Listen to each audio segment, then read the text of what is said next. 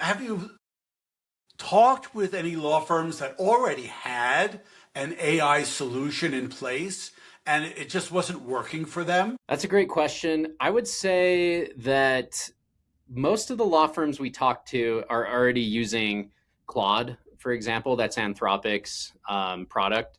And I think Claude did a great job of penetrating law firms. So a lot of law firms that or lawyers we talk to are using Claude to, review documents or even help draft documents. But we call that reactive AI, meaning that they're still having to go into their Claude or into their Chat GPT and say, hey, do this. What we want to help identify is, are there opportunities where you can make your AI proactive? Can you make it an actual employee? So I would say that's the biggest one. Also, a lot of law firms we talk to have already had conversations with Harvey or with Legora, and they've just found that those solutions are almost too enterprise for them. Like they're too big. They don't want to pay, 1 to 2K per seat to have that in their firm. And a lot of it is more focused on enterprise level kind of situations. So I would say a lot like have wanted it and researched it, but there's not really a tool that fits how they currently like to do things, especially on the smaller side.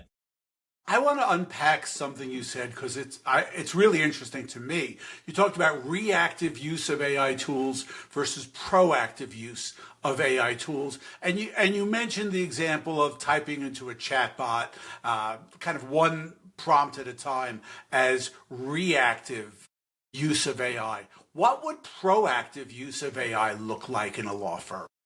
Yeah, proactive use would be, for example, when a client sends you a document and you download it, you put it into Claude, that would be reactive, right? So you're taking it, you're like, hey, review this document, blah blah blah.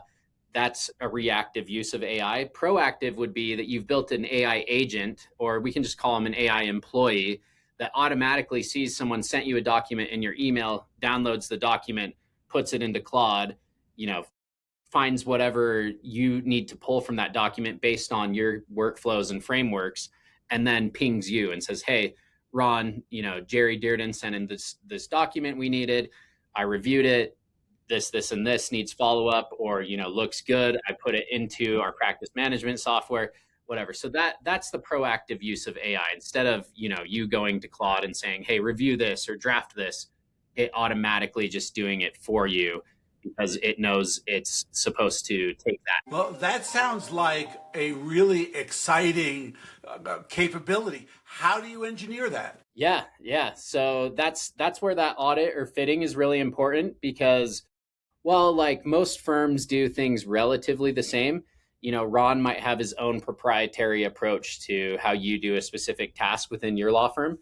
So understanding that, documenting it, and then basically we take that and we use, we can use Claude Code or Codex or even traditional code, and we program an agent using that workflow to then be able to execute on the task. And that's a random snippet I'll lay out there is that I would say is really important for law firms, especially if they want to implement AI in the future.